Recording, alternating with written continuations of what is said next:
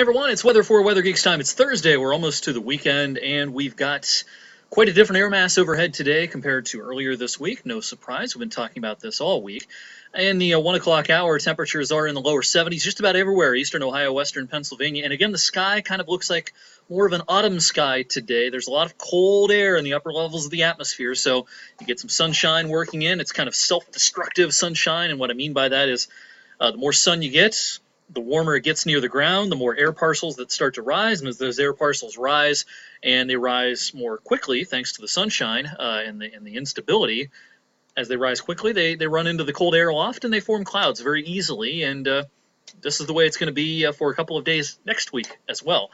So very, very little heat, in fact, no real heat to be found here over the next week, as we've been talking about this week. A much advertised cool down coming for next week. All right, so we're going to be dry for the rest of the day today. Showers and thunderstorms, Virginia, West Virginia, down into North Carolina. Of course, unfortunately, it looks like they probably had a tornado in eastern Maryland, or was it Delaware? I apologize. I've only seen sketchy reports. I believe it was eastern Maryland, but don't quote me on that.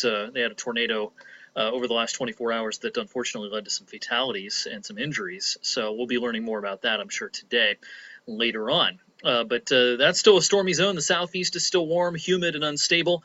But look at the rest of the country. You know, it's cooled off nicely. Kansas City up into Iowa, where heat index values a couple of days ago were around 110 degrees. Now it's much more tolerable out there. And now it is warm, even hot, along the front range of the Rockies into the high plains. And some of the warmer air is going to get back in here in time for the weekend, and it will be a little more humid as well. But we're not looking at 90 anytime real soon. That much is for certain. So I do want to focus on the weekend, but first let's talk about the cool weather that's coming tonight with dew points that look like this. We've got dew points now down in the lower 50s, and they will probably continue dropping. Look at the dew points around Detroit and Toledo. They're in the 40s, so these dew points will continue dropping tonight. We've got a night tonight where some backyard thermometers may very well flirt with 50 degrees, 49, 48 maybe. The latest high-resolution NAM model has a 53-degree reading in southern Trumbull County. That's just one location, of course. There will be some cooler nooks and crannies with a mostly clear sky tonight. Good night for radiational cooling, and what we mean by that is the incoming solar radiation during the day escapes back out into space at night, and temperatures drop quickly. When we have a blanket of clouds, oversimplifying it a bit, but that blanket of clouds can help deflect some of that outgoing radiation at night, keeping it near the ground and keeping temperatures up. That's why cloudier nights tend to be warmer than clear nights. You also need light winds for that ideal cooling, and we will have light winds tonight with high pressure overhead. All right, we've got the weekend coming up, and the Storm Prediction Center does have the entire WFMJ viewing area in the enhanced risk area. They call it slight risk, but a higher risk than usual for Saturday and Saturday night. I think this is going to be a mostly late day event on Saturday, heading into parts of Saturday night as well, maybe early Saturday night. And so, this is 3 days out, or I should say 2 days out. It's day 3 on the outlook.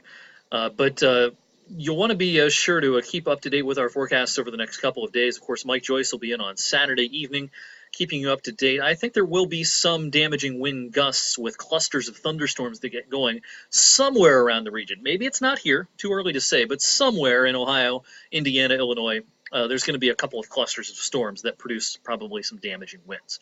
And again, this will probably be late on Saturday. So I'll probably do a blog post tomorrow morning with more details on this on my weather blog, ericwfmj.com. All right, so that's Saturday. Friday's going to be a beautiful day. High pressure's overhead, as you can see here.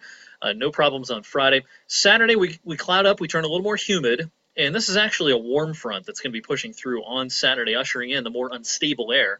And, again, this is mostly late in the day that there could be some pretty nasty storms around. And Sunday might be pretty active as well, thanks to a cold front approaching. This is the front that's going to bring in that very cool air, unusually cool air for next week. By Sunday afternoon, low pressure is over Lake Michigan with a cold front back here. Lots of warm and unstable air around Ohio and western Pennsylvania.